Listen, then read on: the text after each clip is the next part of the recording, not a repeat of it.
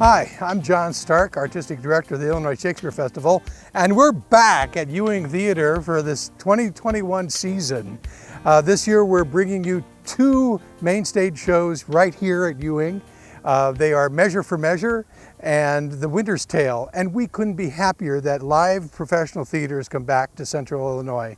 And we invite you to join us right here at the beautiful Ewing Cultural Center, where you can picnic before the show and see great professional theater right here. This year we are presenting two shows in a somewhat streamlined season from past seasons. This is all as an outgrowth of our COVID restrictions that we started planning our season with. But we are very happy to bring you these two exciting Shakespeare plays that are not produced as widely as some other titles. But these plays are both very interesting stories that can be told with a strong acting company, and they are stories that are really examining different aspects of forgiveness. They each are examining that theme, but they come at it from different directions with different sets of circumstances. In Measure for Measure, it's very interesting that Shakespeare is writing about topics that we probably could align with the Me Too movement of today, but he was writing in the early 1600s. Hi, I'm Jenny McKnight, and I'm the director of Measure for Measure. Our play is one that examines gender roles, power structure, the role of government in daily life. It takes place in Vienna, and the Duke of Vienna decides to leave his power in the hands of his deputy Angelo while he goes abroad. But in fact, he loops back around in disguise to get a closer view of what his citizens are experiencing on a day-to-day basis. Angelo decides to enforce some laws that are very specific in the prohibition of, well, in the establishment of morality.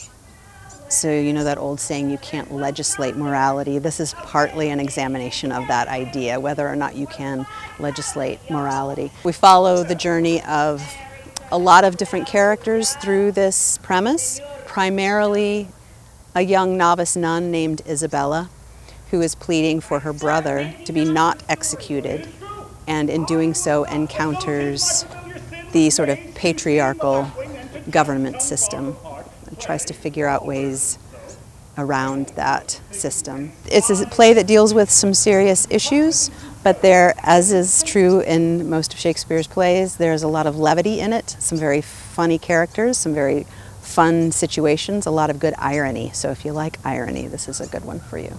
Hi, I'm Rebecca Scallett, and I am the director for The Winter's Tale here at Illinois Shakespeare Festival as part of our 2021 season.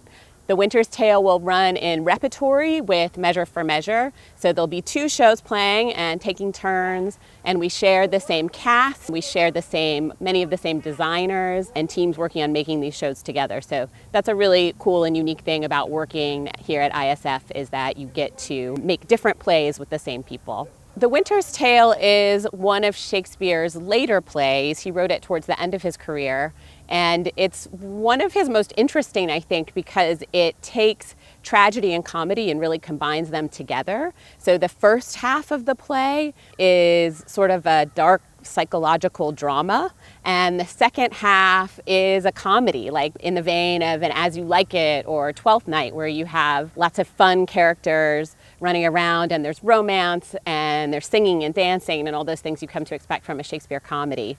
He's taken those two things and really mashed them together into one play, and that's something that makes this play unique, and I think also makes it a lot of fun and a really kind of amazing experience to go through from beginning to end. It centers around a king, Leontes. He is the king of Sicilia, and his best friend is another king, King Polixenes of Bohemia. And Polixenes has been visiting him on an extended stay, and time for him to go home. Leontes doesn't want him to go. He asks his wife to ask him to stay, his wife Hermione, and when she does so and is successful, Leontes somehow gets it into his head that Hermione is having an affair with Polixenes and becomes incredibly jealous, with some echoes of Othello perhaps in there. The first act really follows his jealousy as he starts behaving very irrationally, taking on some elements of a tyrant as the people around him kind of try to stop him but are ultimately unsuccessful because he's the king and has the ultimate power. So that takes him to some pretty dark places